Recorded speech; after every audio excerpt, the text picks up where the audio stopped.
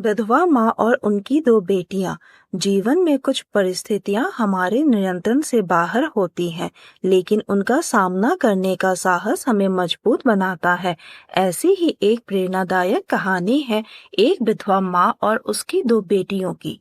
रीमा देवी एक छोटे से गांव में रहने वाली अपने पति की असमय मृत्यु के बाद अकेली रह गई। उनके पास दो बेटियां काव्या और सोनिया थी। पति के निधन के बाद रीमा पर जिम्मेदारियों का पहाड़ टूट पड़ा। गांव की पारंपरिक सोच और आर्थिक तंगी के बावजूद उन्होंने हार नहीं मानी। रीमा देवी ने अपने जीवन का लक्ष्य बना लिया कि वे अपनी बेटियों को अच्छी शिक्षा देगी और उन्हें आत्मनिर्भर बनाएगी। इसके लिए उन्होंने खेती के साथ साथ सिलाई का काम भी शुरू किया। दिन भर की कड़ी मेहनत के बावजूद वे अपनी बेटियों की पढ़ाई पर विशेष ध्यान देती थी। वे चाहती थी कि उनकी बेटियां आत्मनिर्भर और आत्मविश्वासी बने, ताकि उन्हें जीवन में कभी संघर्ष न करना पड़े। काव्या और सोनिया ने भी अपनी माँ की मेहनत को समझा और पूरी लगन से पढ़ाई की। दोनों बहनों ने अपनी माँ की तरह ही मेहनत और दृढ़ संकल्प को अपना जीवन मंत्र बना लिया। स्कूल में वे हमेशा अव्वल आती और अध्यापकों की प्रिय छात्राएं थी। समय बीतता गया और दोनों बहनों ने अपनी माँ की मेहनत और अपनी लगन से शिक्षा के क्षेत्र में ऊंचाइयां हासिल की।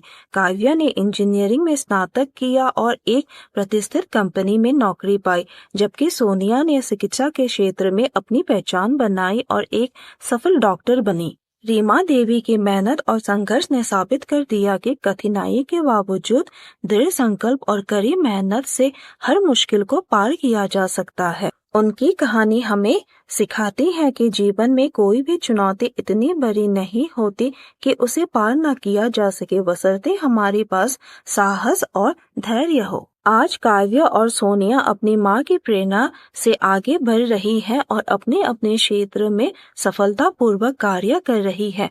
वे अपनी माँ के संघर्ष को कभी नहीं भूलती और हमेशा उनकी मेहनत और त्याग को याद रखती है। यह कहानी एक विधवा माँ और उसकी दो बेटियों की है, जिन्होंने जीवन की कठिनाइयों का सामना करते हुए अपनी सफलता की कहानी लिखी।